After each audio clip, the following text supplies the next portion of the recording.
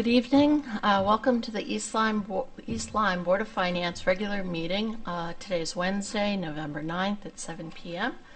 And I'd like to call the meeting to order and start with a Pledge of Allegiance. All rise. I pledge allegiance to the flag of the United States of America and to the republic for which it stands, one nation, under God, indivisible, with liberty and justice for all.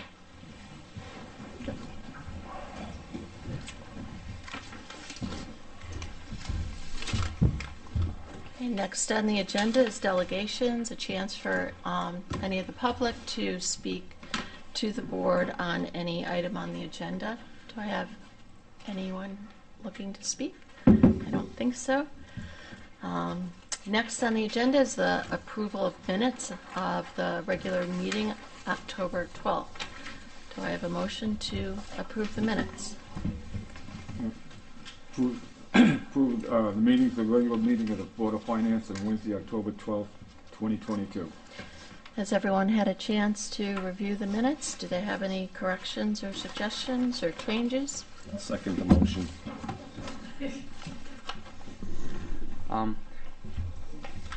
Yeah, I did have one question about them. Mm-hmm. It's on the first page.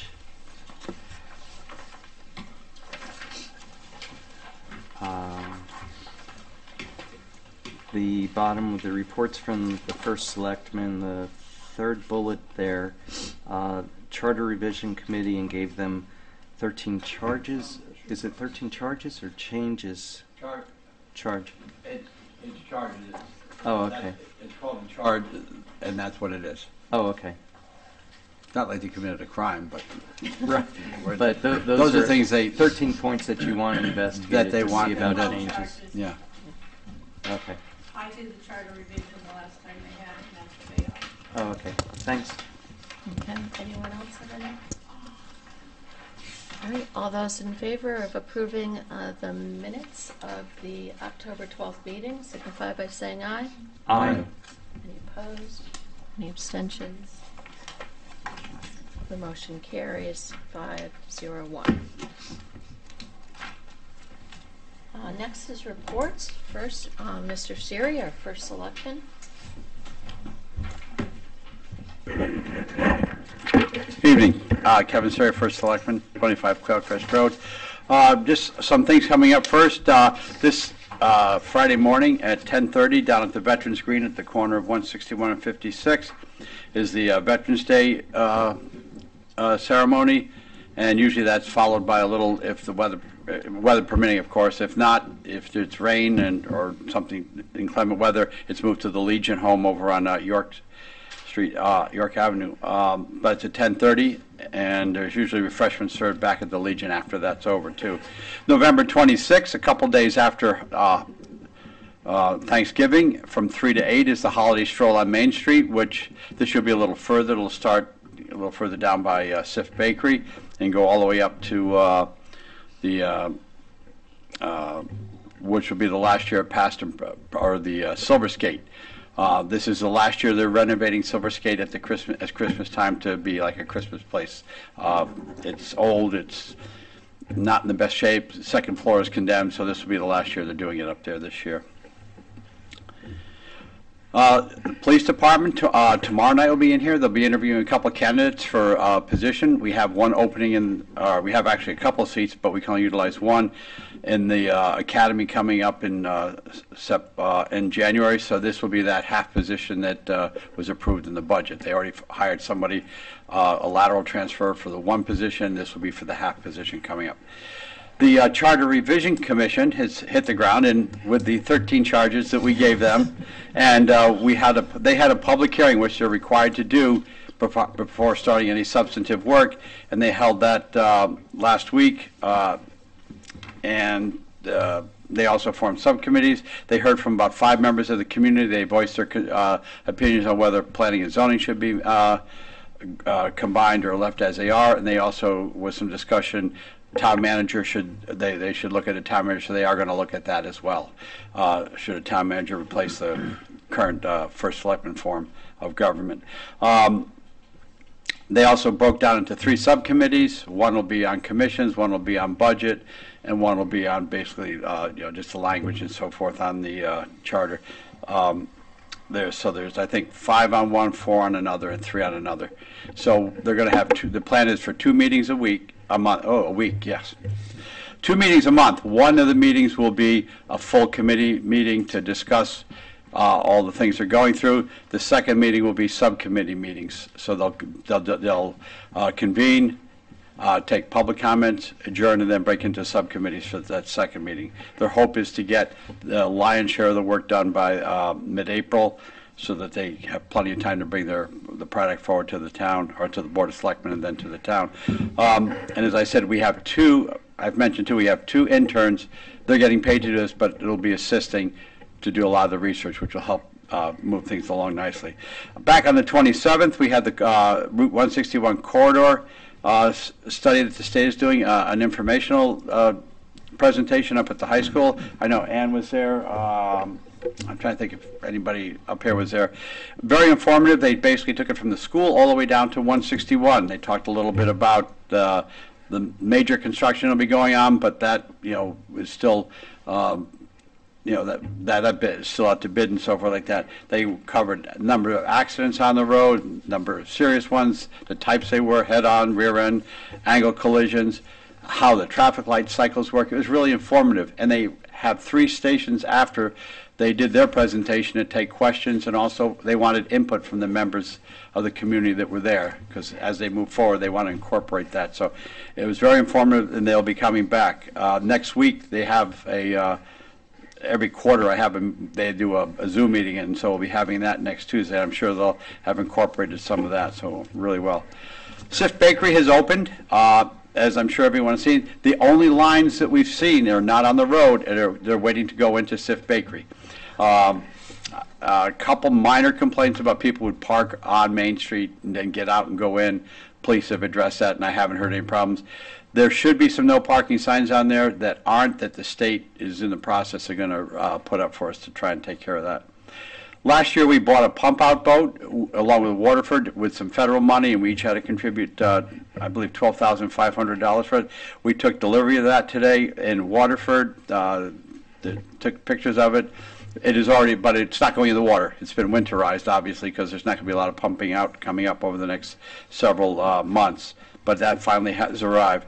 Last, on the 29th of October, at the Miracle League Field, we had a trick or trunk, which lots of young people came through to several stations of candy and so forth like that. I noticed one person kept doing a loop. Would make it and then go, keep looping around to the stations to get candy more and more. Talking to the registrars and the town clerk's office, the election went really smooth, a good turnout yesterday, but some towns had lines, had glitches and that. We had none. Our town clerks did a great job in prep with for the absentee ballots that were processed here. Where 2 years ago we did almost 6,000, or around 6,000, we did 1,375 this year. Still a lot, but it went really smooth. The registrars had everybody well trained, so it was a really good event. And last week on November 1st, we had the annual millstone drill, which is we had our first use of the Emergency Operations Center for an actual drill. It went really, really well. The chief couldn't be there, who's the emergency management director. His wife had a baby that day, so he had a legitimate excuse. So Julie Wilson, the assistant EMD, did a really nice job. We haven't had a score on it yet, but I don't think there are any major glitches. They seem very happy. Any questions? Anything, Chris? Okay, I thank think you. we're all set. Thank you. Next, Mr. Newton, our superintendent. Good evening, everyone. Jeff Newton, superintendent, as well as resident, 53 Arbor Crossing. A couple of items to update you on. Our first selectman talked about Veterans Day for the town. This Friday, we've got a full day planned of Veterans Day activities across our schools. Always a great day to have kids in school and celebrating our veterans. We invite, we're back to normalcy now, having our veterans from the town and community into the schools, and so a lot of great activities across all of our buildings on Friday. So we're looking forward to that. You all are aware, and some of you were able to make our first budget workshop, which is coming up Monday, this coming Monday, the 14th, at the high school library. So we're looking forward to having some open, really that's just going to be an open dialogue and open discussion. We'll share a little bit of information up front, but it's more for just open dialogue and discussing next year.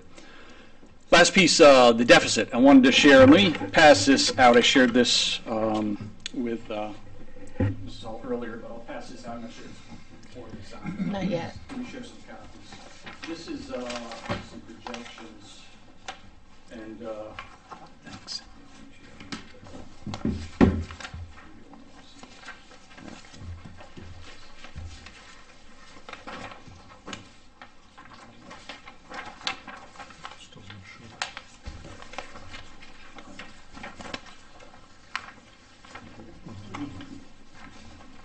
I'll talk about this in just a second.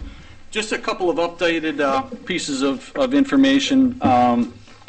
Unfortunately, our deficit is going in the wrong direction as of right now. Electricity. Electricity is up. We just started and signed a new contract for the next 2 years, and we anticipated a 24% increase, and it's turning out to be a 54% increase in electricity over the coming year. So that's adding projected about $154,000 onto our current deficit. So that was an unexpected hit. Special education costs are up a bit this year as well, with some needs of students and some para coverage for one-to-one components with students. We still have about 14 positions that are open, para positions that are open across the district for special education. And we had to contract out for some services to bring in some paraprofessionals in a contracted manner. That costs more. So that's something we had to do to make sure we're meeting the needs of students with individualized education plans and supporting those individuals. So there was some additional costs there. We have a freeze, as I mentioned at the last meeting, and on all of our supplies. We are monitoring anybody who leaves. Sometimes in the paraprofessional world, you get some that will find another job or will leave, so we have some turnover in that area. So we're scrutinizing when somebody leaves any new position that we're looking to replace, we're scrutinizing whether we need the hire, and also continue to look, with the 14 positions we have open, are there continued ways that we can try and consolidate in any way possible. Also, you have recess lunch monitors across the elementary schools, trying to share some services there. If one leaves, do we have to fill the position? Can we use a building sub? So we're trying to look at every possible scenario to try and save money. We're also continuing, and we've got the freeze on all of our supplies as well. But the supplies is a small portion. Our staff and our benefits are 80% of the overall budget. But it will help in moving forward with a freeze on supplies. We're continuing, I mentioned about electricity, we're continuing to evaluate oil, gas, electricity. Our buildings are used and open from 6 a.m. until 10 p.m. at night. We leave at 4 p.m. roughly, or staff do, and Park and Rec takes over. And they're there, every night, and on the weekends till 10 p.m. We don't charge Park and Rec. We've had that agreement for years. We use some of their town fields, and they use all of our buildings. So the lights are on until 10 p.m. So there's a cost associated with that. And we're continuing to, Mrs. Stevens, our finance director, is continuing to close out POs as rapidly as possible, looking at encumbrances. Just as we move forward, it gets easier and easier to project, what our monthly and our final numbers are going to look like as we move closer towards the end of the year. So with that, I'll just turn you to that projection sheet that I just shared.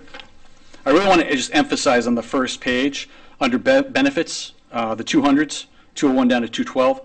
You'll see, that top line, the health insurance, 201, the 615. Originally, we talked about a $500,000 deficit in health insurance, and that was because, originally, just to recap, you'll remember we had budgeted 5%. It came in at 10.5%, for this current year. What's also happened, though, to add to that, on top of electricity, is we've had about 14 individuals across the district that have gone from single coverage to two-person or to family coverage. So family coverage is $30,000 a person. And 14 individuals have gone up to either two-person or to family. It fluctuates, but at this point, that was a bit of a hit too. That we saw and are continuing to monitor as well. There's fluctuations in the rest of these these numbers. Happy to, Mrs. Stevens is here. We're happy to talk about anything specific, but the staffing. We do have available dollars in our certified staffing account, but you'll see back if you move up to the 100s, the 121 line, the substitute certified 150,000 as a deficit. That's because we've needed about 5, or we have more, but we've currently 5 long-term subs who are retired teachers trying to fill some tough positions, to math in particular, at the high school. And where in years past, we used to be able to get a long-term sub for almost half the price of what we're having to pay long-term subs now, because every district around us is paying that much more to try and get people because they're not out there. So we're trying, and higher level math positions at the high school are like a needle in a haystack. So we're lucky enough to obtain and find 2 retired teachers who are willing to commit, to fill long-term sub positions for a teacher who might be on a maternity leave or for an FMLA purpose and so forth. So that just kind of gives you a snapshot of where we are. We're diligently tracking, and we'll continue to share. We use this sheet, so I don't know if maybe this sheet might be a good sheet to continue to, to share out, which monitors our projections. As we had kind of talked a little bit about, Mrs. Hall. Yeah. So, questions at all as of right now? Well, I guess, one, thank you for this. Mm-hmm. Obviously, this is really, really concerning to me. I feel like, out of the gate, we were saying it was a $400,000 deficit, and even as we adopted the budget, you were thinking, okay, we can deal with that. There's things we can do. But I feel like, we're a third of the way through the year, and now it's a deficit of $677,000. Yeah, it's going the opposite direction. And, so then I was trying to go back to the adopted budget, and I don't know whether things changed, but I'm seeing that we increased the electricity budget 14%. Okay, I'm not sure Okay. which area you're looking at, but we had 24% of a projection that we had for this year. We just signed the new contract as of November 1st, and it's a 54% increase. Okay. I was just looking at on the website, the budget summary by object. Okay. Oh, all right. Okay. And Yeah, but it's up 54%. So that was unanticipated. So, I don't know where we get this money. So I feel like we really need a plan to say, what specific actions are we taking, and what will be the result of those actions to eliminate this deficit, and how are we, what is our backup plan? How are we going to, is it, I think there's 14 jobs or more posted There's on the 14 pairs still open. We Okay, had and then- originally over 20.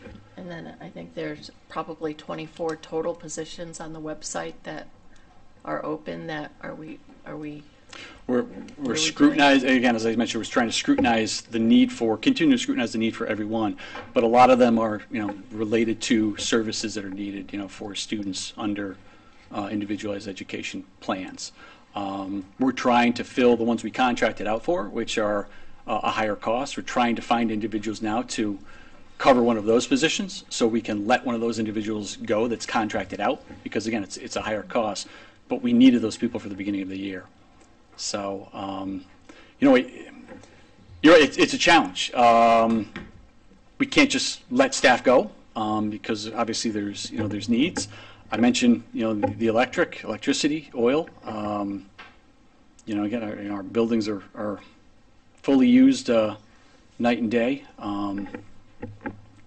But we'll continue to monitor and scrutinize, everything we can. This will not be a year like in years past. We've always given back money one year we give back 500,000, another year we put 500,000 towards, a lawsuit that we were dealing with, which is still ongoing. And other years we've given back 200,000. This is not going to be a year where we're going to be giving back money. So we're going to continue to work with the Board of Education and try to work this number down. But I do not think that it will be down to zero by the end of this year. So we will gladly keep you apprised. We can work with the Board of Education on maybe some sort of a further analysis or spreadsheet that we can continue to all collectively monitor and track this. But that's exactly where we're at as of right now. And I guess sort of my other concern was, as we look at our new business, we're looking to appropriate money from the Learn Fund, and I thought, again, back in June, we mentioned possibly using the funds that were in that Learn Fund to help reduce the deficit. Did I mention that? In our phone call, right? Okay, so I don't recall, but I don't think the Learn funds have always been used for capital items or building items. And these are two items that we absolutely need. And we'll talk about those in a few minutes. So I would not recommend using Learn funds to offset the. There will be a little bit of money left in the Learn fund, but I think it should be left aside in case we have some other catastrophic event or something else goes, unless we want to try and find the money elsewhere. Now that's my concern. We've got aging buildings and aging components that are going to need to continue to be monitored and replaced as necessary. And that's what we've typically used the Learn funds for in the past. So, I have a question. Rich had his hand up too. I don't know if you want to go down. John can go first. Whoever wants to, yeah. I don't know if it's possible or not, but I go by the school quite a bit at night, and I noticed on the ball fields, especially the football field, the lights are on for practices. I know when you have games, that's another story. But for practices at night, is there any way to reschedule those during the day so those lights on the field have to be on all the time? Not all the time, but... Yeah, I mean, typically the practice should be occurring during the day. It's usually the games. Like, John, it's funny you say that because I just left. I think with the time change that took place, I just texted our AD. I said, you got to turn the lights off because I see him on the field. The upper lights. Right. He can do it from his phone, so we can automatically turn them off and on. The lower lights that are midway down, they stay on all the time because you have the community that uses the track. Like there was runners out there when I just left central office a bit ago. So there is some visibility so they can see. But the upper lights usually are always off unless there's a game, in the evenings. Well, how many times at night do they practice? On lacrosse, football, whatever? They usually are finishing their practices by 5 o'clock. So like football was out there practicing this afternoon. That's why I saw the lights on and there's nobody on the field when I was leaving. They were gone. So there's typically nobody practicing at night unless there's some rare occasion where they missed a practice or need. It's usually always games. Also, I noticed in the past there was a discussion about once the football field was redone, the turf, whatever, that you were going to be able to rent out to other schools to use that facility. Did that ever come to pass? Over the years, there have been some rentals. The baseball field as well hasn't been rented in a couple years with COVID, and the baseball field was under construction too, so we're not renting it out. Is that something this you summer, can explore now? Well, yeah. I mean, building use. The buildings are used and occupied. AAU teams use it, but remember, Park and Rec is using the gyms all the time as well. So I think the turf field or the baseball field are really the only two other spaces. But every district has a turf field. So unless it's something I think within our or close to our region, East Lyme, that wants to use it for something, they're going to their own designated towns. Okay. But definitely, that's something we'll continue to look at for rental. Right. Yep. Okay, thank you. Mm-hmm. Okay. You mentioned the increase in the special education costs. Is that primarily due to the contracting of the paras, or do we have an increased population of special education students that's driving an increase in cost as well? You have both. Both? You have both. Yeah. Okay. You have 488 identified social education students now in district. Right. And you have 256 504 students now. So combine those together, 30% of our entire 2,600 population is receiving some sort of services. And that prevalence rate just with the special ed is at 19% right now. About 5 years ago, it was down around 13%. But the state average and state, needs for servicing students is on the climb. Every district is up around that, 18, 19 prevalence rate. Right. And I know this is just, the thought is along the lines of passing the buck, but as you mentioned that the Parks and Rec uses the schools at night, Mm-hmm. and the community uses the track at night and for a good number of hours during the week. I'm almost wondering if there could be a more collaborative effort where some of the school budget could be shifted over to the Parks and Rec, and that they could. It's not going to make a dent in total dollars spent, but since you've got such a large deficit, anything that could be a community-based thing, does it necessarily? In the past, it's always fallen into the schools because it's on your property, but does it need to be that way going forward? Yeah, it's a good question. And again, we do use some of the Park and Rec space in the fall and spring with the fields at Bridebrook. But it might be something that needs to be entertained. We have the aquatic center too, which the community uses. It's open, 7 days a week. There's swimming that is occurring. The lights are on, and that's a revenue-based program that runs itself. But I don't know. That's something we'd have to maybe further explore, Rich. And the other possibilities too for fundraising have the schools looked into additional grant opportunities to try to address some of these issues that are arising? And even, this is kind of an outlandish thought, but directly trying to deal with Eversource, that from a community PR basis, would they be willing to do something to offset costs to help out public schools? That's a good question. I don't know if we've had a lot of conversations with Eversource and work on our contract. I don't know if we've had any. We could always go back to them to to request some. Well, and we don't use Eversource for our supply.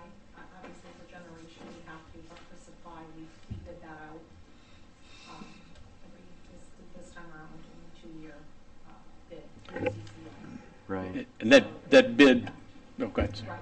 So that piece doesn't doesn't have anything to do with Eversource. Okay. What that 2-year agreement does, though, too, is this is a good thing. It aligns us with the town and the town contract, because there's still 2 years left on the town's contract. Right. So in 2 years' time, we'll both be ready to go out, together potentially, which maybe we'll get a better deal. We did that same thing with Waterford and buses, where we've got another 2 years in our bus contract. 2 years in our bus contract. We aligned ourselves with another town, with Waterford, to say maybe potentially there could be an opportunity to combine one bus company between two districts, and a cheaper price for a larger fleet of buses. So that's something we'll be looking at down the road. Right. And another thing, I can't remember if the schools have a public school foundation.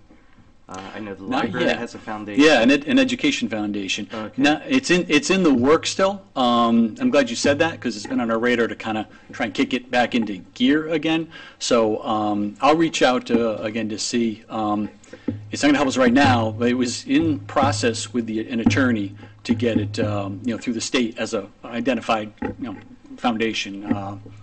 With a foundation number. I'm not sure where I that was stands. going to bring that up too. In West Yeah. Hartford, we had the West Hartford Public School Yeah, Foundation. I'm glad you and said we that, had Rich. fundraisers all the time, and it really was something, that there was that cognizance that, not everybody has kids in the school system. The seniors, are so impacted by the increase in taxes, and to be able to mitigate that with the parents, the families that have the kids and are really dedicated towards, maintaining the services in the schools. So we used to have a West Hartford Cooks, and all the different folks would come out and bring their special dish, and it would be and they would raise a whole lot of money, and that was just like one of them. So, I mean, we've got to think of outside the box, left and right. Yeah, and that's a great one. Right. Absolutely. So that is in process. I don't know if COVID slowed it down or what, Oh, but yeah. I'll check back to see the status of where we are. Okay, because as Denise said, when we lived in Lincoln, Nebraska, they had a very large foundation Yeah. that contributed quite a bit to the schools. And I think, it's you're paring everything down as much as you can, and yet your fixed costs, such as for electrical and other things, are just going astronomical. They're going in the wrong direction. So on the other end, you need to have a lot more revenue generation. So we had one previous district where I was superintendent of foundation, and it was a smaller district, but it did raise some dollars. So Okay, that could thank definitely you. be one. Yeah. And is there an opportunity to raise fees in those, whether it's aquatic programs or whatever, to reflect the higher energy costs? Well, ironic that you say that, because we had raised aquatics program, for instance. We had raised the fees 2 years ago. It's hurting membership. We lost a lot of seniors who really weren't paying much of anything. We just recently actually lowered it by $5, trying to draw in new membership. And the pool is going to be closing as of June 1, too, so we can get the roof fixed. So we're trying to generate as much revenue as possible. Swim lessons are underway. We've got over 100 students that are participating in swim lessons right now, and a waiting list. I think there's about 90 students on a waiting list. So that generates, it's going to generate hopefully around $11,000 for the first session. There's 3 sessions, over the course of the rest of this year. But some of that maybe, could offset specific to, custodial time or electric usage. But the aquatics center really struggled coming out of COVID. It lost a lot of revenue, and it's an expensive entity to continue to fund. So, but I appreciate the feedback, and we'll definitely keep the conversation going. We're keeping the conversation going with the Board of Ed. We've got a board subcommittee, our Finance, Facilities, and Operations Committee, that meets, and this is one major topic of discussion at each of those meetings. So we will keep you apprised for sure. Oh, one last question. With the health insurance, you mentioned you have a number of people going from single to 2 or larger family. Mm-hmm.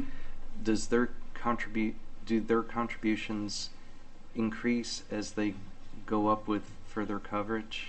Yeah, and they pay roughly about 18%.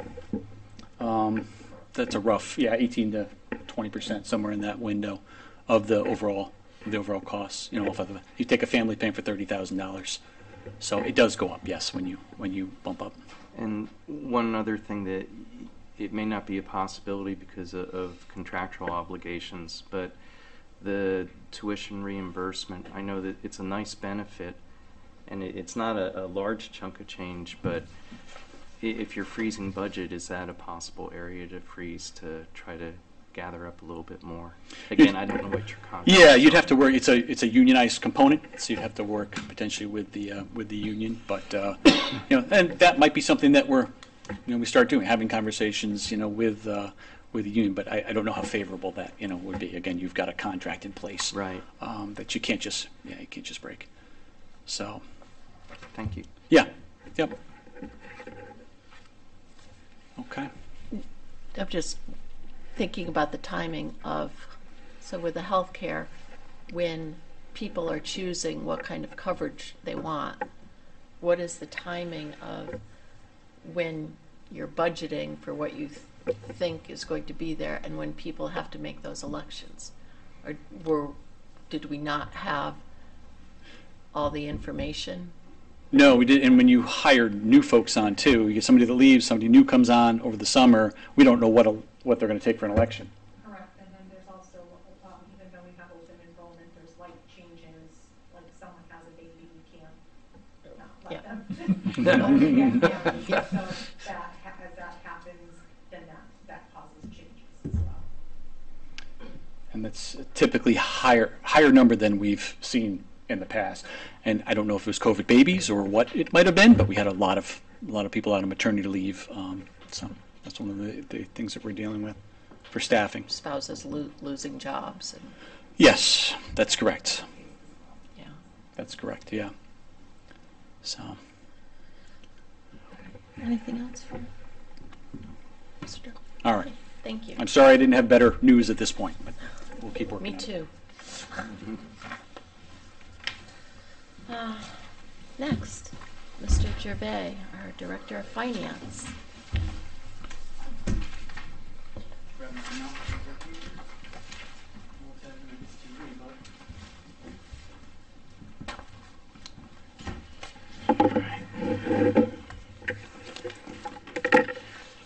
All right.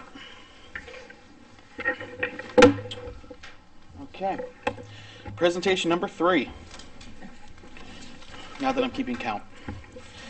All right. So tonight we're going to go over some projects that you guys I've told you guys about in the past. Nova Time, we're still moving forward with that, and it's on target to go live second week in January. Tyler Technologies, the Munis ERP system. I work with the Board of Finance, Mariana Stevens. Not Board of Finance, oh my God. Board of Education, the finance department over there. And we're implementing a joint accounting system, purchasing card system. I met yesterday with the JP Morgan Chase reps, and we're moving forward with that. It's going to go live the first week in January as well. We have some treasury updates, status updates on the financial statements. We're going to talk about the fund balance a little bit, budget versus actuals, and then some unexpected revenues. So, I consolidated these slides so we didn't have 3 slides every month on the same topics. Like I said, Nova Time, still on target, coordinating now with the new HR director, the new IT director, IT supervisor, and myself in the finance office. Working with the Board of Ed Finance Department on Munis, and we're still waiting to obtain a project manager from Tyler. That they have yet to assign us one. And then with the purchase card system through the state of Connecticut, we met, like I said, we met yesterday with the project implementation team.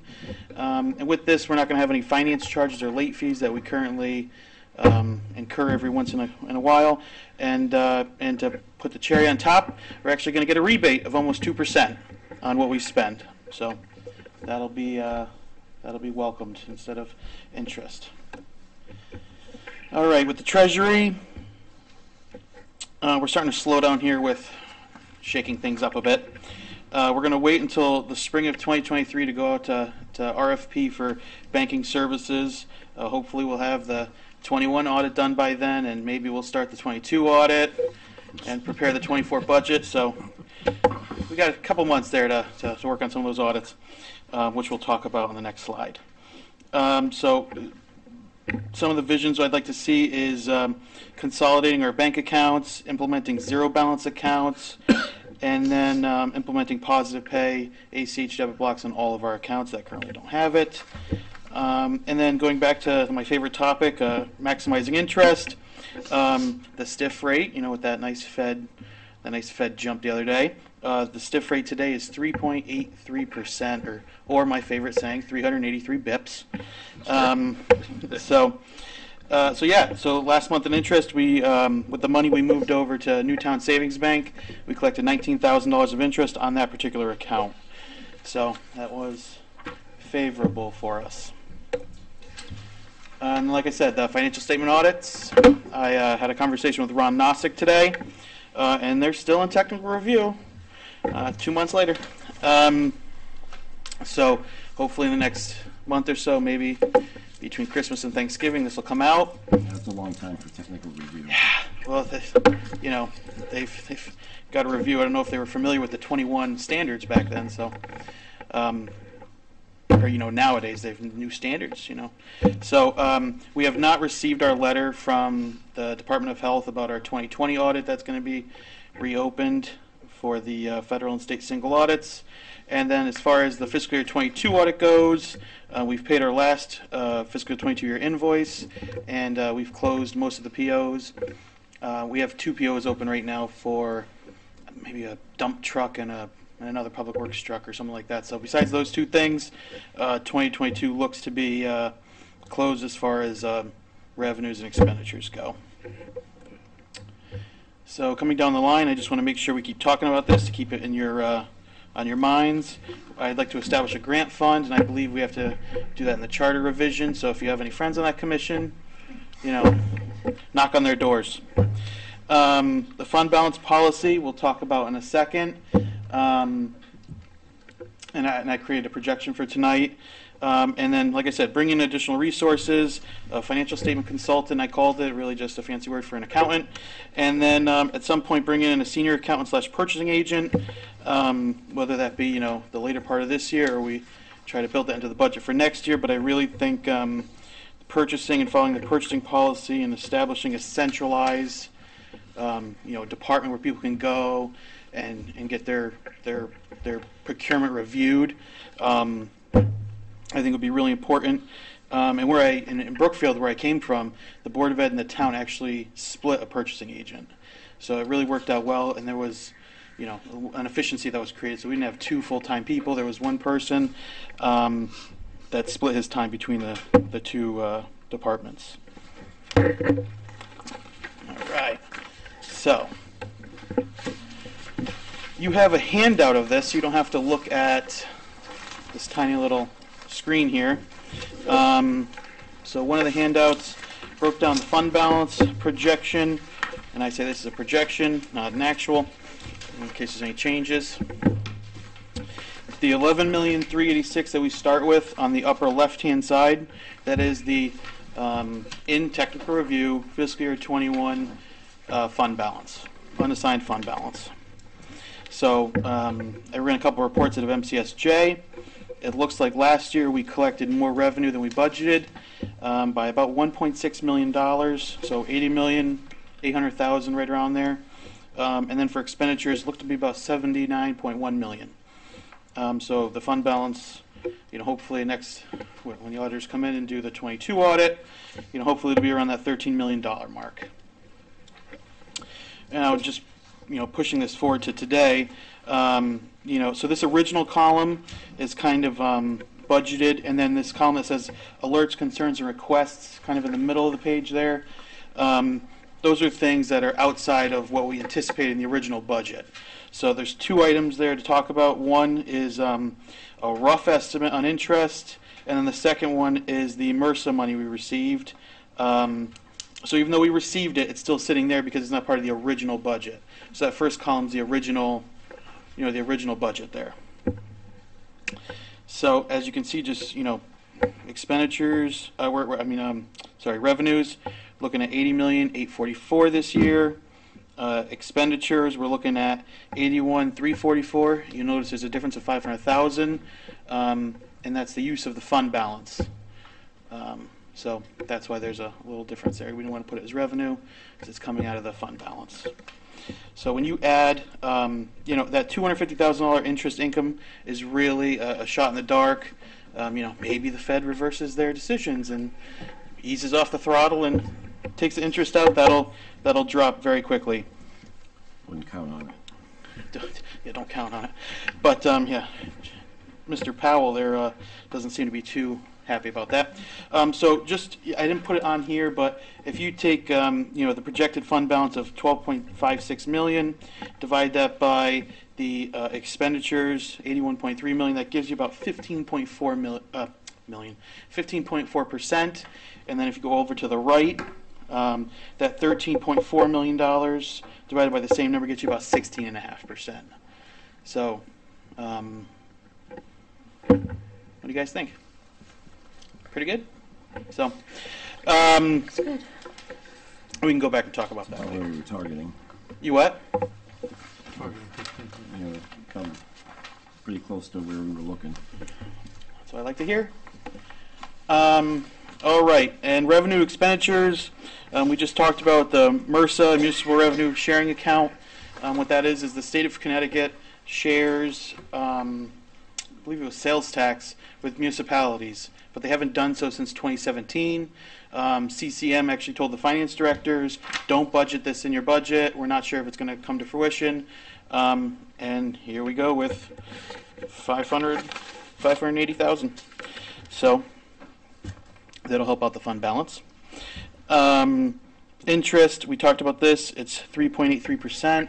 We budgeted $20,000. To date, we're at $81,000, and every day it's about $1,000, $1,500 of interest we're getting. So as we keep ticking, we're collecting money. Money's collecting money. Expenses, just some things. There's nothing crazy really on the town side of any runaway budget lines. The ones that I'll draw your attention to: registrars, the referendum and primaries is running a little high. I believe they're done for the year, unless the referendum for the budget. But we're talking $20,000. And then monitoring the election wages, and then also just the big ticket items on the town side. PD, their overtime was running a little high because they had some sergeants that were out. We talked about that in the previous couple months. And then as we enter snow season, just keeping an eye on the salt budget, public works overtime. The last couple of years, it's seemed that every snowstorm falls on Christmas, New Year's, and every other holiday in the winter. Nights and weekends. Yeah, right, exactly. Yeah, whenever it's double time, it starts snowing. Yeah, so, and then just, across all our departments, everyone's just dealing with inflationary pressures. Everything's going up by more than 5-10%. Things are doubling, or 25% increases in membership fees. So they're just really trying to, it's a balancing act. What can we do this year? What can we do next year? So next year's going to be a fun budget. All right. We have one more handout that goes with this. It's 5 pages. It's the ARPA, list of ARPA projects. It was one of the last things I gave you. It's got gray lines on it. So this just breaks down each ARPA project. And then some of them are just lumped together, like the various equipment and services on the 9/1 town meeting. Not how I would do it, but the money's all spent, so that makes it easy to account for. So just some things. I've been trying to close out, meet with departments. For instance, the public safety building roof, it's a $200,000 line. They've spent $199,000. I think we can turn over the $1,600. So, and there's some other accounts that, I have calls in with the various departments to see if we can kind of put that money back in the pool. Not the pool. The pool of ARPA cash. So, like I said, if you have any questions, I'm not too versed on all the projects and the statuses. So if you have a question, you can let me know at the end, or I'll write it down and ask the department, and we can go from there. So, my shortest presentation yet. So, Thanks, Kevin. So for the ARPA money, would that need to, if there's like little bits and pieces that are left from the various projects, that would still need to go through the meeting the regulations of the ARPA fund? Yeah, it would have to get reapproved. Yeah. So, so maybe we just wait until more projects kind of get complete and we see where we are at the end. I noticed there's a few, quite a few of these haven't been started yet, but I see, quite a few in Park and Rec. We just got a new Park and Rec director, so I don't even know if he's aware of these. So I've got to. He's aware of them? Okay. I haven't had a conversation with him yet, so I'll inform him of these, and then just go line by line. Like I know, I had a conversation with Joe Brigade on a Public Works. This garbage truck came in already, and that's 602 on the second page, and there's $46,000 there. So, I just want to ask him, put it in writing. Are you done with this? Is this it? I know it's it, but I just want to, verify, close it out, and put it back in the pool. Not the high school pool. Or maybe the high school pool. Not my decision. So, Yeah, that's where we are. So I think by the end of it, we will have, there'll be a little, some money there. Right. So, yeah. And I know there were some other projects that may have needed more money, so, the sooner I can close some of these out, that may Transfer it. alleviate some other pressures on other projects. So, You have to reappropriate, is there a deadline? I forget. The end of 2024, you have to obligate it, and you have to expend it by the end of 2026. So we still have Okay, we still good. We've got 2 years. time. 2 years I plus know to there are obligate it I know all. there are a bunch of deadlines with it, so that's good we got time. Yeah. I'm sure we'll spend it. I assure you, it'll all be spent.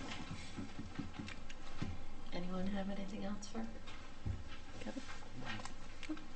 All Thank you right. very much. Love it. Thank you. Very nice.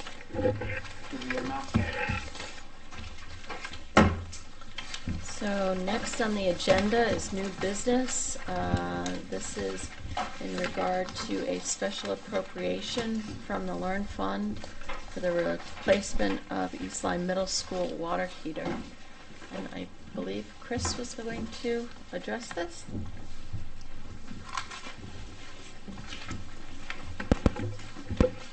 Good evening. So, two items from the Board of Ed before you this evening. The first is the water heater at the middle school, which, in very simplest terms, is leaking. And each day it leaks a little bit more, and we've been nursing it along through the summer to now. And we have a contract all ready to go. We're just waiting for approval. We will intend to use the funds from the Learn account to fund this particular project. We originally got a price back in June to do this work through MCOR, which is our contract vendor. They've been holding the price and have pledged to continue holding the price until we award it. I certainly know if we were to try to go to get a different price today from someone else, it would probably be significantly more. And it is a critical piece of equipment. It provides the hot water for the school. So I'd be willing to entertain any questions you may have about it. So, do we have a policy in regard to putting things out to bid for any amount over, So I was asked by Ms. Hardy the other night, and I don't think I gave her a really good answer to this question. So in this particular case, when Anna Johnson was still here, she and I talked in the spring, and MCOR is a negotiated contract provider, so we went through the whole process of open bids and advertisement to bring them on board.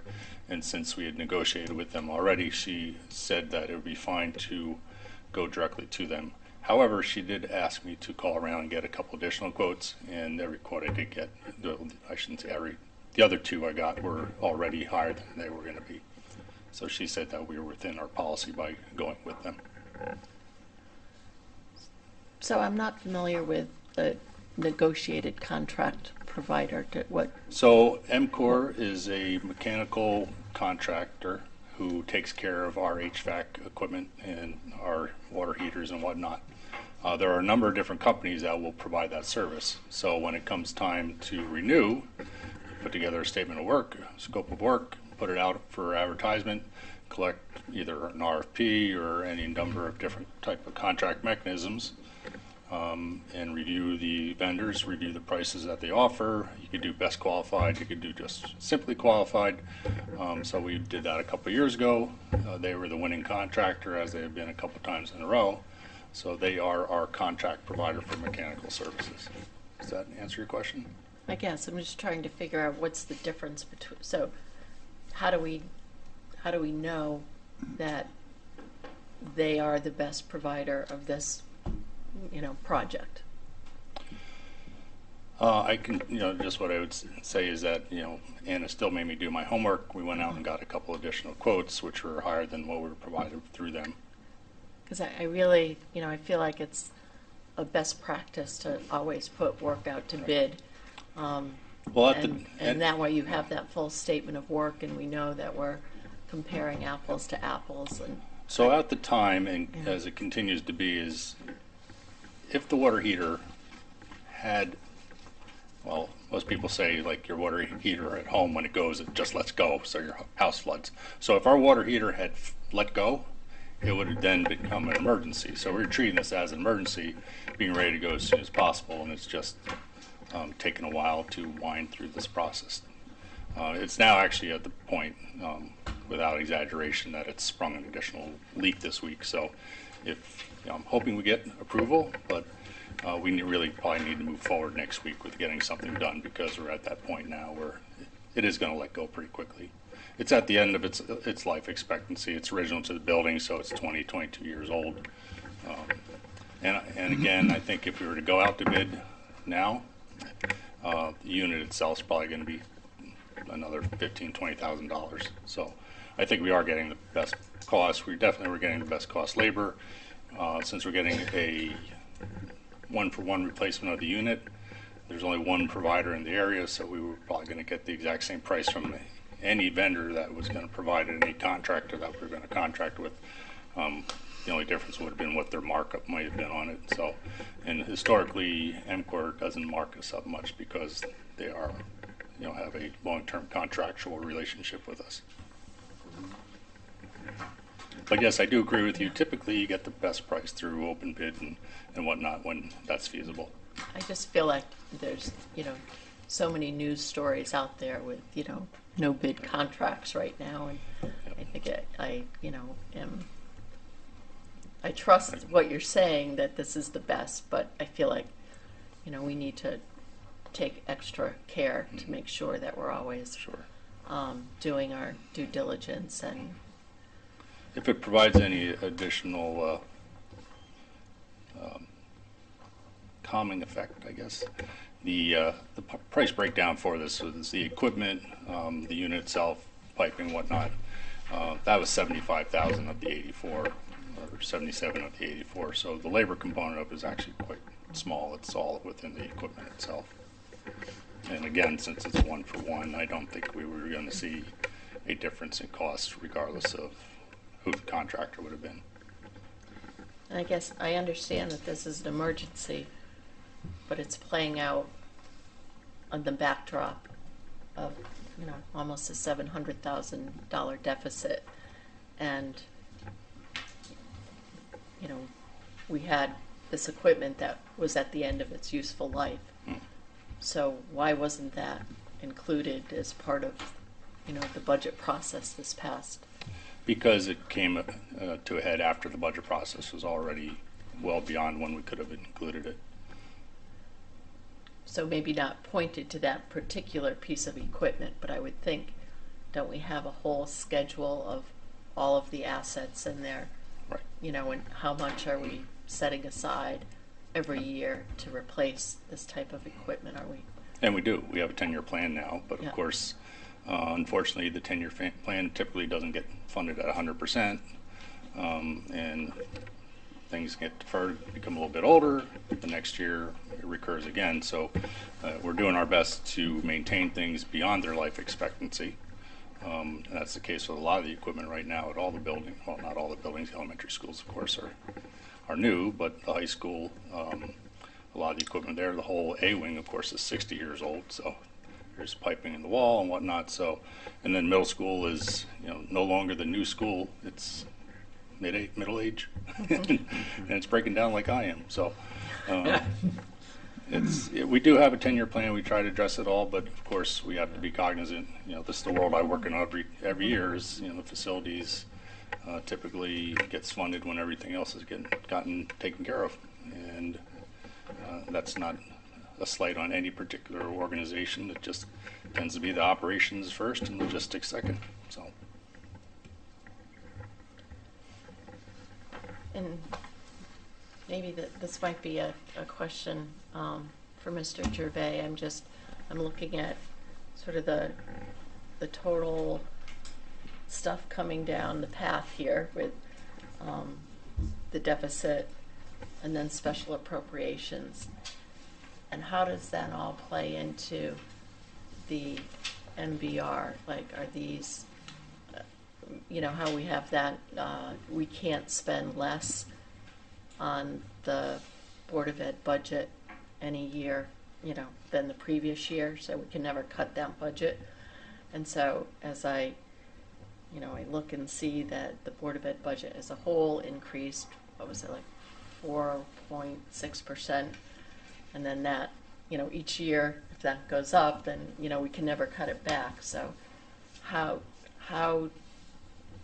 do these expenditures play into how the entire budget would work?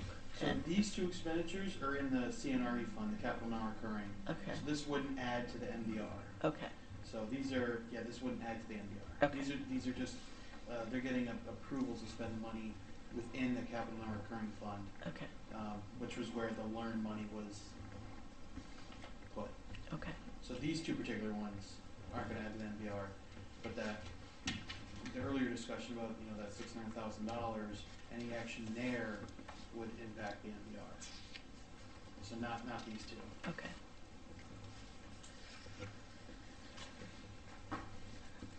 So I've been monopolizing. Go ahead. Being it's going to be a new water heater, what is the life expectancy of it? Typically 20 years. So it's- Burners usually get 10 to 15 years. The burner in there has been replaced once, but that was when it was converted from oil to gas. But it was around the time it would have been replaced anyway. And the burners typically are a lot less expensive component. Now, you say We are EMCO going to reuse the burner on there, though. Okay, you say EMCO is a contractor that provides the service. Hmm. Now, do they do that themselves, or do they hire somebody local? No, they do that themselves. That is their staffing model, is in-house staff. And they're in our schools multiple times every day, every different building. You know, everything from plumbers to electricians to programmers to HVAC mechanics and whatnot. Okay, the other question was, I don't know if it applies in this situation, but a breakdown of a water heater could be a health issue to students and staff. Could the American Rescue Plan funds be used for this? We actually did, not with the ARPA funds, but we did reach out through Demis because the middle school is a regional shelter in case of emergency to see if we could get funds from Demis, but there were none to be had. I talked to Chief Finkelstein and, you know, he If there worked were with- funds, would it apply? I think that, I don't see why it wouldn't have, because Yeah. the water heater itself is oversized because it's a shelter. It provides a lot more water than what we actually need. Right. Okay, thank you. Sure. So then, since it's a regional facility for that, do we get reimbursement from any of the other towns that would utilize the space? For the hot water heater? No, just for the facility itself. I was just curious if Not the from shelter the is other regional. towns, but is there we do get a stipend from FEMA and through DEMIS and so forth like that. That's, Just curious. yeah. Okay, does anyone, I can just comment just from my previous professional life that this is an excellent company and their pricing is always very competitive. all right then, would you like to make a motion then? Sure. Can I ask one more Oh, question? sure. Okay, so on the letter from MCOR, the last paragraph, the last sentence, due to varying lead times from our suppliers and volatilities of the commodities market, such as copper, steel, wiring, etc., some material items will be subject to repricing on the day of acceptance and for 5 days after the date of approval. I think you mentioned that They locked have in our price. Yeah, they've locked in this Oh, price, okay. so they have Okay. guaranteed that that's the price. So Okay, I just wanted to confirm Yep. what I heard. Yep. Thanks. All right, move to approve the expenditure of $84,084 from account 32-99-094-900-002, Learn rental fees for the purchase and installation on a new hot water heater for the East Lyme Middle School. Note this requires a town meeting. Have a second? Second. Do we have any further discussion? Any other questions? All right, all those in favor of the motion signify by saying aye. Aye. Aye. Any opposed? No. The motion carries 6-0.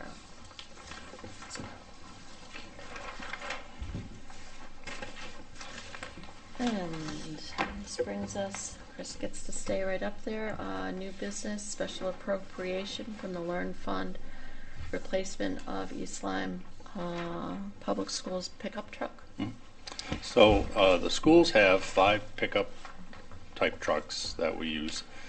2 of them have utility bodies, which are for tools and whatnot, which the indoor mechanics use typically.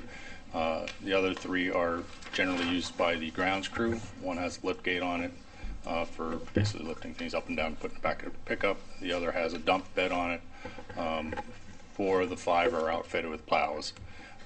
And we have 2 sanders. So with the winter coming, it's sort of important that we have the ability to perform the plowing that's needed for the schools. The truck that we are replacing within here was a donation from Parks and Rec years ago, 2019 to us. It was a 2006 Chevy 3500 pickup truck.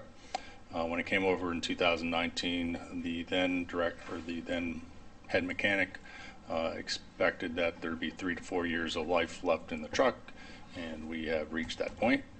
The new head mechanic, who's been really good to work with so far, took a look at it when it came in. We were having some work done, and he basically told us that it's not safe to operate for plowing, for towing, for highway use. You know, it's okay to go from building to building, but even that, he wouldn't expect us to get more than another couple months out of it before it should really be retired. So we are asking for the funds to replace that truck with the plow. So I guess my comment from the previous kind of holds true, and you'll probably have the same answer, that you got the plan for replacement, but hadn't been funded in previous. Yep. So I think there's a lot of work with the budget to be done, because I feel like these items are things that I hate that it's a special appropriation. I feel like this should be part of the budget and not, because were very predictable things that were going to happen. But I also see the necessity for it, and safety is obviously a primary concern, not only of the students but the people operating the facilities and equipment. Anyone? Go ahead. Other than plowing, what exactly is the truck used for? So this particular truck is generally used by the grounds crew. So it has a lift gate on it. So the first thing it's used for often is just taking stuff from point A to point B, which, believe it or not, there's always something that needs to go from the high school to the middle school to Haynes to the Niantic Center. So that's one thing. Then it's also just a pickup truck bed that you can toss leaves in and branches in and brush in. Also a truck to carry weed whackers and whatnot from point A to point B. Put a trailer on it, and then they can take the mowers to the other locations. So it's a general grounds truck. Would you say it's used every day? I would say that our trucks, in general, 4 of the 5 have been used every day. And how many miles, if you can give me a number, how many miles a year do you think you put on it? I don't know that. I wouldn't hazard a guess. We don't go very far at any particular time, so I forget what it is down in Niantic Center back. What's it? 6 miles round trip, so at most 6 miles a day, to guess. And one more question.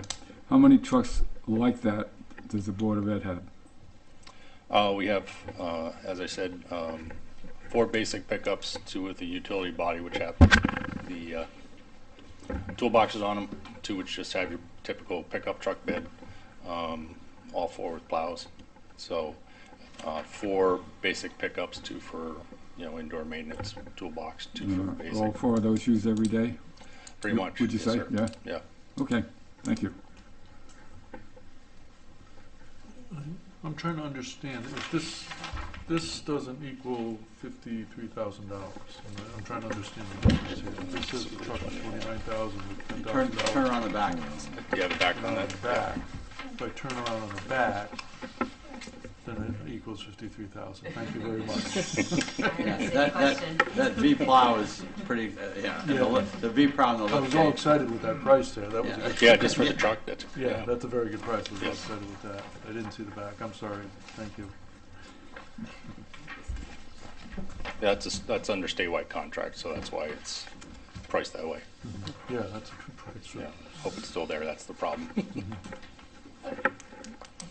Just one question on the truck policy. Do the trucks reside in town, or do they go home? No, they stay on site. Yep. I think the last 3 winters I've been here, I only allowed one guy to take one home once or twice because the storm was coming, and that way he had to plow to get himself in, and he could get everybody else out if needed on the way in. But everything stays at work.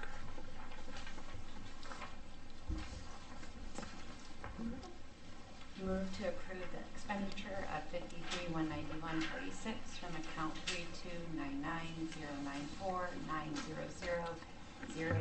32990949000002. Learn rental fees for the purchase of a 2022 F350 Super Cab or WD pickup truck with a Tommy Gate liftgate and a Boss B snowplow attachment. This requires a town meeting. Do I have a second? Second. Any further discussion? All those in favor signify by saying aye. Aye. Any opposed? Any abstentions? Motion carries 600. Denise, if I could just add, I just want to thank you for recognizing, the CIP piece. This past year we had over $2 million in capital items. We dropped it down to 1.25, I think was the. We keep kicking the can down the road with a lot of items, and this is what happens. So thank you for kind of recognizing. We're going to keep looking at that and get things on schedules, and that's. Dr. Lund has done a marvelous job in doing that and really trying to schedule out things so in the years ahead we're not getting hit by things all Well, at once. I know it was one of our very first conversations when I first came on board, so Yeah. I recognize that. Yeah, he's done a very good job with it, so thank you. I'm just, like I said, I'm so concerned with this overall deficit that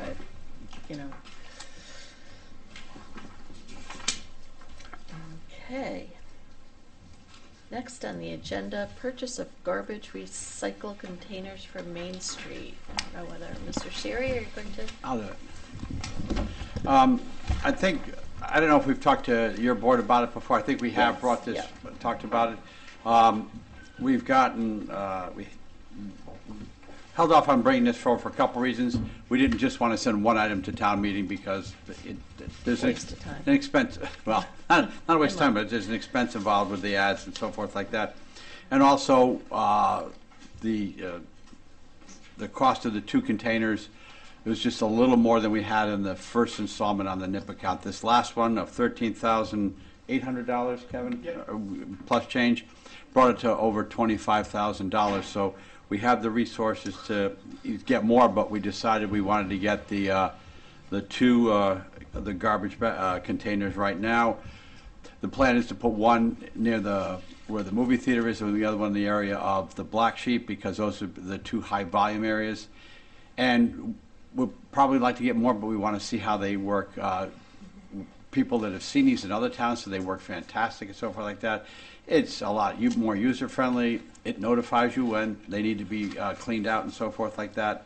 And here again, the documentation is a little bit old because we've had it but Justin did verify that that is still a good price for going in there. We would have had enough money, but the delivery charge is $1,200. So, yeah, which is not much we can do around that. And I even just joked, if we could pick them up, but yeah, we can use the new pick truck there to pick it up. But it's like in Ohio or something. yeah, that's just it. They're not. It's not coming from regional there, but. And just in case people are not familiar with what a NIP grant is. Oh, the NIP grant is, that's a good point. The little nips that package stores sell, because there's been such a plethora of them being just tossed on the sides of the roads and so forth. The state now charges and it's through the distributor, so and they base it on the number sold to in a town and so forth by the distributors. we get a nickel for each bottle sold. And that's just not if you keep them and you take them back, you can't get your nickel back. It's gone. And it's very specific as to what you can spend the money on. In this case, we can spend the garbage containers. There's sweepers we might be looking at in the future, small ones that can go along the sides of the roads, because this is taking care of Main Street, but if you go up Smith Avenue, Grand Street, there's a lot of, because of the package stores, people go down those roads and you'll see them on the sides of the roads and so forth. So looking at what some other better expenditure or other good expenditures might be in the future too. Well, and I wondered, do we have any mandatory, with what is it, MSW, where the state wants to make sure that we're cleaning the drains. Oh, MS4. yeah, the MS4 water. Yeah, MS4. Not related to this. But I'm just wondering whether we could use the money for equipment that might be required to meet So the MS4. The NIP money has restrictions around it. It has to be for, Yeah, waste, yeah. It's garbage recycling containers. They're restricted for the use of reducing waste and litter caused by NIP bottles. Right. It's going to be a direct impact. One of the things that we've even thought about looking at storm drains, because a lot of these things find their way into the storm drain. So and that's what I was thinking. That would be covered by it. So because that's something you could articulate, saying, "Yep, they do wind up there on occasion." So those are some of the things, and that's why it'd be nice to have bought 4 of these, put them all over, but then we're down to nothing. So we might want to look at what's next. With the next installment, and we thought we'd consider it was $12,400 for the period October to April. We figured April to October would be a lot bigger. It was about $1,400 more, but we thought it'd be more. That's at 5 cents a pop. That's still a lot. That's still a lot, yeah. It's still a lot. So. And we're not going out to our liquor stores. No, promoting it. them No, no, not at all. All right. Does anyone have any? Yeah, I do. Yeah. So these, you mentioned, will be located by the Black Sheep and located by the cinema. Yes. Will any of the Niantic Main Street businesses be paying any kind of fees for the garbage pickup? Oh no! Like I said, this is free money we've gotten to address this, so they would not be asked to contribute. And it's the litter, and that's our responsibility out there. So no. Yeah, well, Public Works are probably Parks and Rec, because Parks and Rec is the agency that cleans up Main Street, the garbage, so they would be the ones doing that. And here again, instead of doing it every day, these are, with the compacting, the literature shows it'll save you a lot of time and a lot of time. The pickup will be heavier, so you'll probably need a couple of people, but it'll be a much more sanitary as well. And so for the pickup, do we have we can't use the one-armed bandits that go around for our oh no smaller this bins? because there's like a foot pedal, you hit it, it opens, and then you have to manually to pick it up and take it out. You'd use maybe that we could use that pickup because with the lift gate and so forth like that.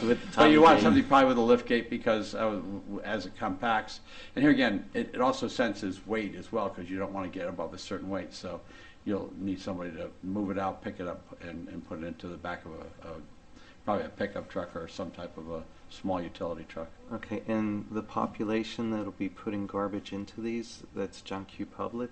Yeah, it's the people that are on Main Street. Because right now on a weekend, not only do they have to get down there, even once a day is not enough, but overnight the seagulls come in, other things, the coyote invasion, we don't want to provide them with more access to food if we can help it. So, no, it's for anybody that wants to throw it in there. And they're clearly marked which side is recycle, which side is garbage, and so forth. And they've been very successful in other towns. Middletown has that. Middletown has, lots of towns do, they're extremely successful. Okay. And then the regular garbage bins that we've got along the street. And those areas will be gone. Those and will as be time gone. goes on, yeah, it's time. Yeah. Okay, and we don't anticipate any problems with littering of garbage if we just have 2 locations for? No, there'd be more than 2 locations. Those are the 2 areas we're going to put them in. There'll still be garbage cans elsewhere, but we won't have as many as time goes on if these are out there. Okay.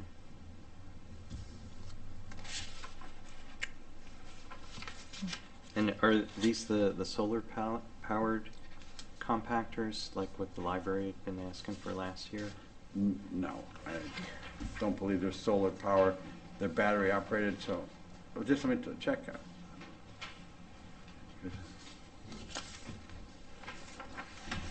No, I don't. I've read the thing 100 times and I don't remember seeing. It's self-powered, so. Just plug it into the wall. No, that looks like batteries. Batteries is what it is. It Yeah. looks like batteries. Yeah.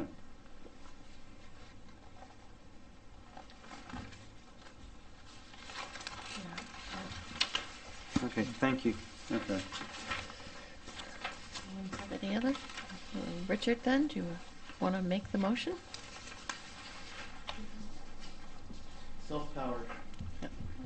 So self-powered, so I would think. Right down the bottom. Yeah. There might be solar panels on top. But usually they say that, so. Okay. Okay, I'll make the motion. Move to approve the expenditure of $13,146.50 from account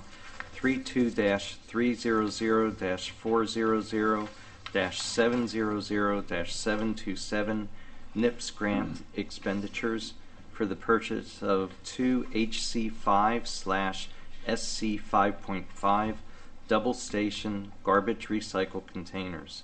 Note this requires a town meeting. Do I have a second? Second. All those in favor signify by saying aye. Aye. Any opposed?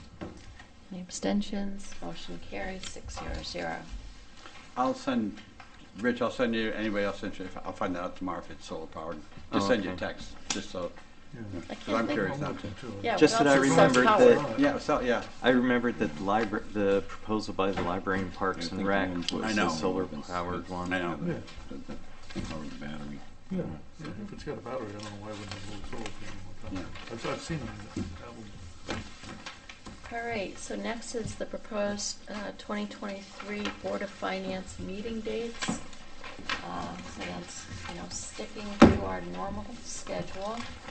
We sent that around, we gave everybody a chance to take a look and see if that worked. I know our Sailor Wednesdays, if you guys managed to work things out there. You need bad weather on those 2 Okay. Wednesdays, that's Bad weather or no wind. Yeah. We'll be fine.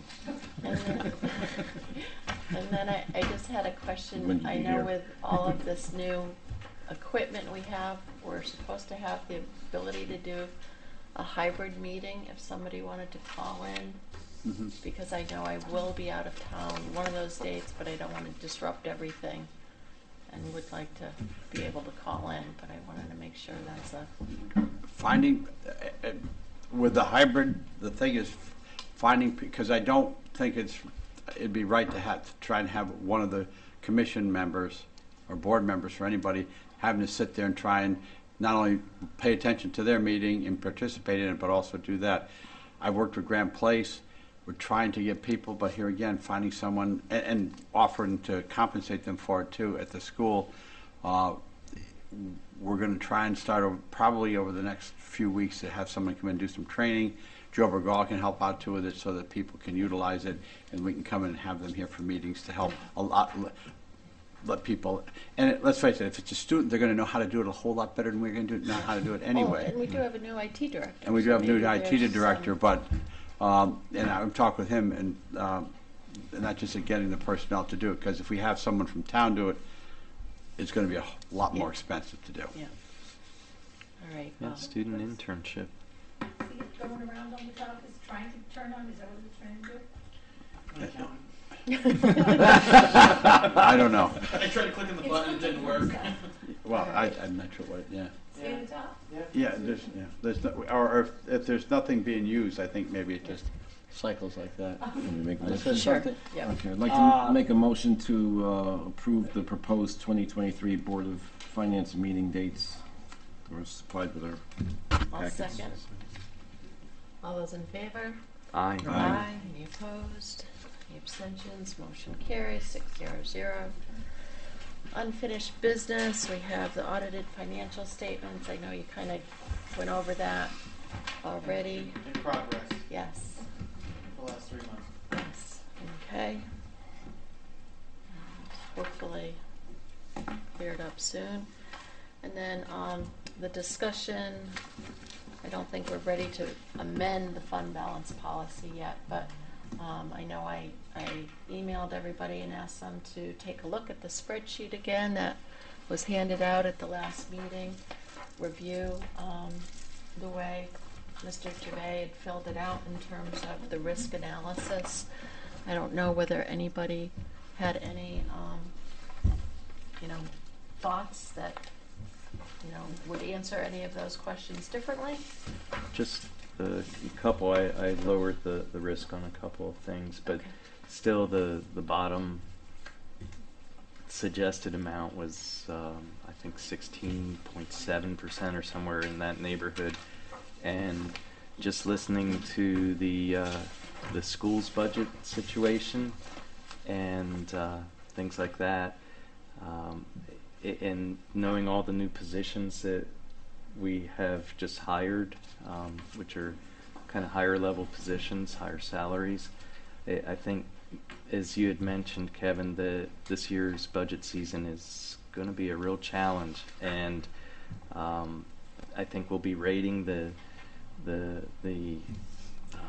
undesignated fund balance like we have done in previous years, and if we increase the level that we have, I think it's going to be very hard to get to that level and set it as policy. So my feeling is we had suggested a range of 10 to 15%, and I would like to just stay there. I know it's better to have more in there, but I think we need the flexibility this next year. We'll probably have, because I'm meeting with Kevin over the next few weeks to look into next year and see what we think we have for resources and so forth like that, because when you see that, all that night, and I think Denise, you made the point, we're getting a lot more interest, but our salt costs have gone up 30% this year. I texted Joe Bergois to say, what are we paying now for the kilowatt hours? We're paying 7.5 cents because we're still locked in for a little bit longer, and I guess they just went. The schools are now doing 11 cents, so 3.5 cents per kilowatt hour. There's a lot of kilowatt hours in there, so those are things. But here again, Joe is on top of this. I mean, he was. I got in my car one day and I saw. I just got in, ran into cafe, someone came out, and I had 4 missed calls from Joe Bergois. I figured, okay, I should probably call him back right away. And it was we got a chance. We got a good rate. This was just before gas prices started going back up, so we locked in before they started going up about a month ago. So we were able to do that because he was only able to lock in for roughly 75%. Now we're in much better shape. So. And that's just it. The added interest income isn't enough to offset. Well, I think this is, Kevin made a good point just when he was going to say, with the purchasing agent, Joe Bergois got a lot to do. He can't be sitting there. The purchasing agent, you got someone who's sitting there, that's what their whole profession and occupation is, to look for what's, the best thing out there. Mm-hmm. But, Going out to bid for the going out water to, heater and, well, just everything. The town, really falls on. And Chris was saying, well, Anna agreed to this. Anna has, the finance director has so much on their plate. It's easy to say, you know what? Yes, get it out of here. Move the project forward. But that's not like fair and competitive all the time. So I think that's like a big area, a big need. It's a professional purchasing agent to oversee that and centralize. Like there should have been, I would like to have seen all 3 quotes. And then that way it's a more, so just little things like that, purchasing, salt, gas, electricity, there's a lot of big ticket items that a professional really should be investing a lot of time in getting best And like with the salt and the fuel, that's in a consortium. You're in there and you're locked in, 'cause, We had also in West Hartford, we shared with another town an energy consultant that, literally went through every, we get a lot of that through the council of governments. They Yeah. have that's all, they're all working together through Yeah. that, so that helps out there. yeah, but, maybe whatever we can do to attack this is, yeah. Now I lost my agenda. We're on the fund balance. There we go. Fund balance. Fund balance, so after your meeting, then we'll take a look at, the verbiage in the fund balance policy now. I know I'd said a long time ago I would wanted to include the verbiage from GASB 54 and then get a recommendation maybe from both of you about where you think it should be. Now, Richard was saying 10 to 15%. Were you looking to do a maximum and a minimum and a maximum? So if you're over 15%, it rolls into next year's budget kind of thing, or do you have any rough ideas there? I like that idea. I mean, if it's way over that amount, then we're just taxing people too much if it's just going to sit there. I like having a range, but I'm also very focused on the idea that this is what the rating agencies look at, and we don't see it, but an increase in our rating could have a huge impact on our overall interest expense on any new debt. So there's an offset that's hard to quantify, but very important. And we have, said publicly that we wanted to get to the 15%, and I'm just worried 10 is too low because it doesn't. I don't think it shows the commitment to try to maintain 15. But I also don't want to end up being immediately out of policy, right after we adopt it. So that's why I think as we look more at the budget, we'll have.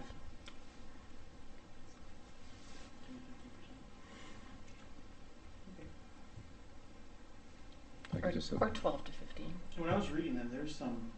They're all some of these all things over got the place. really creative. Where if they went over their their maximum, half of it went into the CNRE fund, half went back into next year's operating budget. There was options around this. So.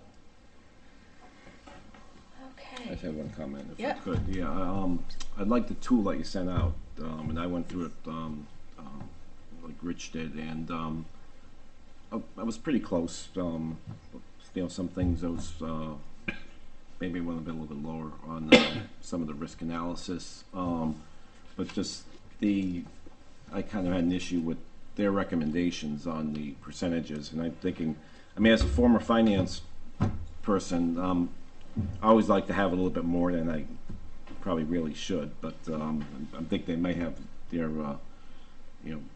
just looking to put a little bit more, in reserve than you probably really need. So I still like the 10 to 15%, just given the flexibility of, however the economy may turn. We got to look at good times and bad times because we're going to, economy's always up and down, and I think we got to be ready on both sides. And just a thought I had, the one unknown I always look at is when we establish a minimum, like that 10% minimum. As the budget grows in size, the fund balance dollars need to grow in size. So it's almost as if we need to kind of bake something into the operating budget to say, okay, we're setting, if we're going up 3%, we've got to put something aside to make sure the fund balance at least matches what it was the prior year. And then if you don't even want it to grow, so that's just kind of something I always keep an eye on. you're always chasing yourself. Or, Yeah, it's really just chasing your tail. Yep. So. All right, so we're done with that. The next item on the agenda is public discussion. We don't have any public here. So we'll move on to board comments. Does anyone have anything that you'd like to share, comment on? I have a few. Okay. Okay. I'm glad you brought up the hybrid meetings, and I think that beyond just us coming in remotely to this, that I would assume that the public would be able to attend remotely as well. No, public has, if a board member, if you post a Zoom meeting or a hybrid, everybody has to, the public, everyone has to have the opportunity to participate. Basically, hybrid is the same thing as a Zoom meeting, it's just that it's, Right. it's both. Right. And because of some problems that we've all read about, if you, you want to make sure that whoever's doing it vets it coming in and so forth like that, which is why I want that separate individual. Right. Right.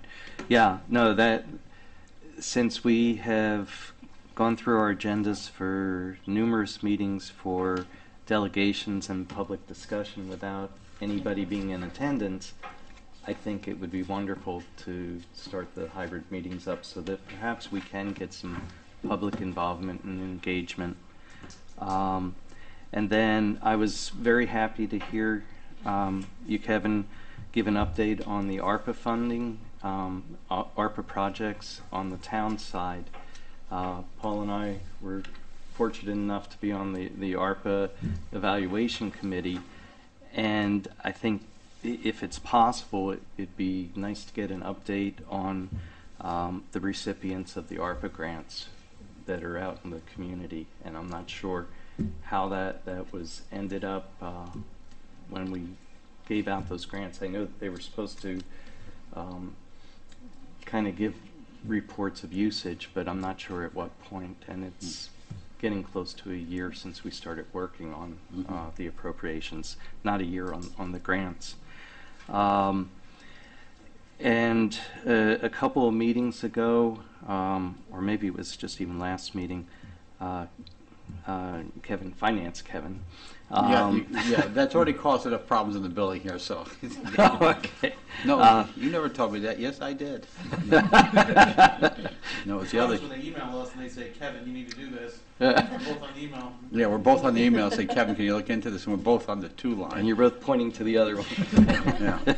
So, you had mentioned that, and Anna had mentioned this also, that closing out the budget and getting ready for audit, really there's a need for extra staff, and be it part-time or additional persons that you hire on a temp basis or something.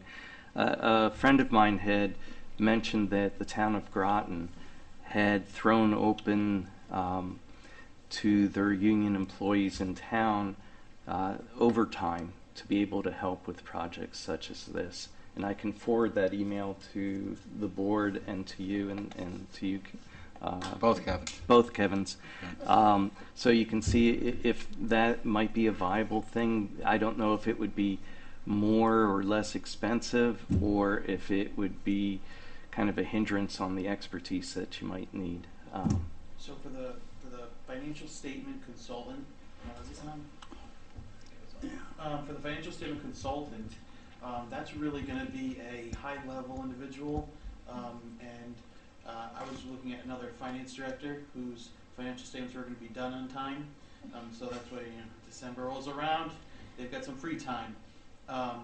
This is, so it's myself, and then I have three, fiscal clerks in the office. They're great in their individual, the accounts payable is great, payroll is great, accounts receivable is great, but we really need a higher level, a finance director or a controller that has, years of experience in municipalities to come in and clean up. Municipal government has its own accounting rules, so Right.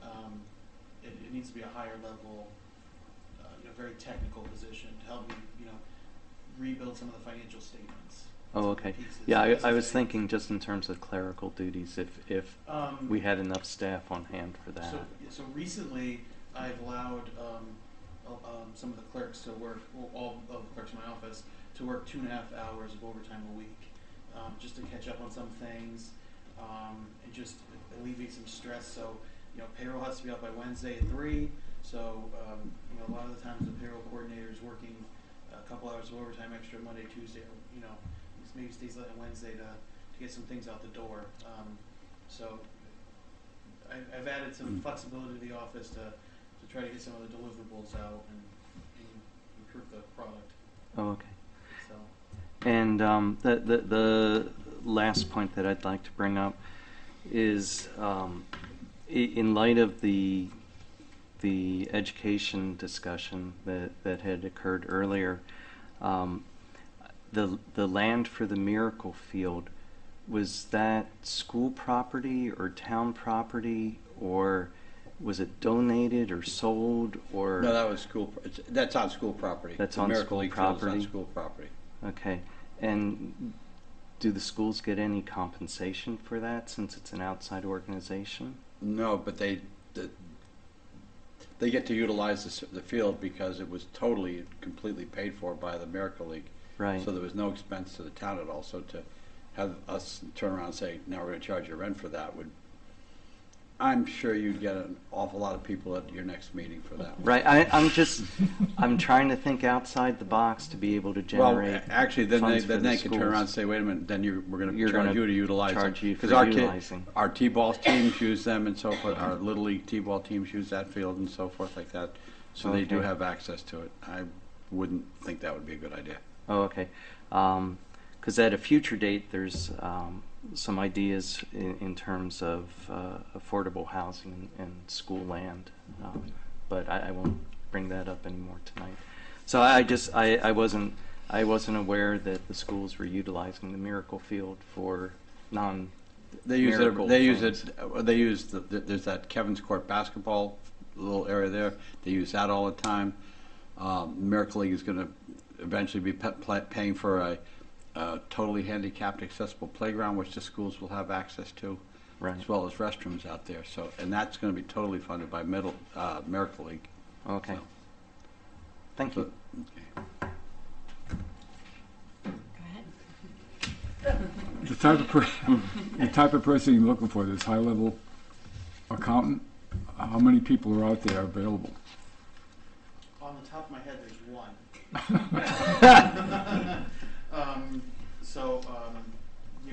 I've had discussions with the prior finance director I worked with, who was the president of the CTCPA at one point, sits on the board of the State Board of Accountancy. She was an audit partner for 35 years in an accounting firm. So we worked together at the last municipality. She's still the finance director there, and that's where kind of we revamped the finance office there, added about 25-30 pages of the financial statements, and just now here when I look at the financial statements, I try to find information, and these some of the statements are just not there, the ones I want. Like the big one is for the bonded capital projects, the CNRE, a grants fund when that becomes available. What you should do is have all the capital projects listed, the budgeted amount, how much revenues, expenses, and then the final, the available amount left to spend. All those projects together should equal the fund balance of that fund. Right now, we do not have any reporting on those funds. So when you look at the audited financial statements for fiscal year 21, it could say a fund balance of $1.2 million, but we have $2.3 million. I'm just using these numbers. These are not real numbers, just estimates. But no one's done a reconciliation of the fund balance of these funds, these other funds outside the general fund, to the approved projects. So we could have $2 million of approved projects, but okay, maybe one year we forgot to transfer a couple $100,000, it slipped through the cracks. So we could have a fund balance of 1.5 million, approved projects of 2 million. Eventually, someone's got to kick in $500,000, and that's the general fund. You couldn't So- be bonded? Say that again? You couldn't be bonded, that difference? The problem is, you know, what projects are you taking a bond out for? Yeah, It's just a culmination of projects over the last 10, 20 years that kind of just fell through the cracks, maybe some were overexpended. So there's a lot of work to the finances that need to be done that, you know, just to kind of bring it up to, you know, quote unquote best practice and bring in some of these statements. Now this person, is this like somebody just bringing in part-time or somebody full-time? This would be just part-time, you know, probably Fridays, Saturdays. Yeah.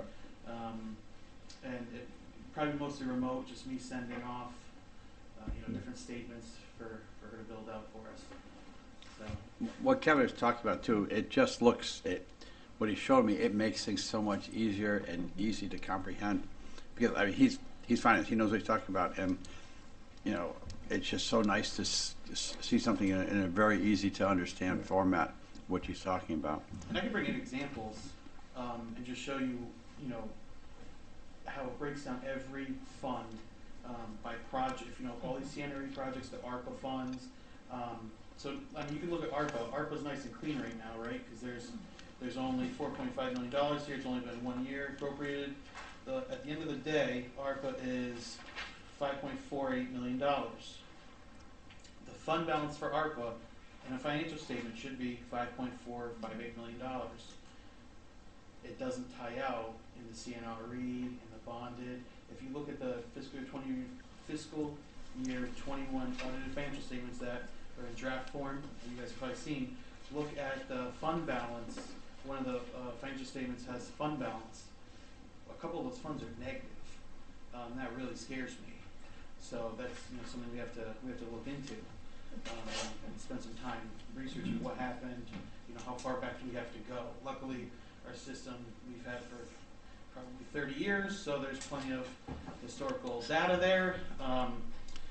So in one aspect, that's nice that we can go back and look at the system and history. But it's gonna take a lot of hours to dig through all that and find reconcile all of that. And this position would be a posted position? This would be, this is not a, I wouldn't even say this is a position, this is like a contractor. Oh, okay. That's for the financial statement consultant piece, in the presentation I highlighted. A position I would like to see, you know, posted, would be that part-time senior accountant / purchasing agent. And in every meeting, I sit here and I go, this would be a great job for that purchasing agent. I hear that a lot, so. Yeah. Yeah. I could, you know, just put it in everyone's back of everyone's mind. Purchasing agent. But it's that position pays for itself. And also, you can just Google FBI raids Bridgeport Finance Office, and that's all you will need to not sleep tonight. And look at how not going out to bid on certain things will get you the FBI in here. Well, Mr. Ganem had a lot to do with that too, so. Well, there was some other You know, factors, so- but the finance office, it took everyone's computer. So it may have stemmed with the mayor, but it ended up costing the finance director her computer. Yeah. So, Yeah. All right, any other comments? Do I have a motion to adjourn? Move to adjourn. Second. All those in favor? Aye. We are adjourned.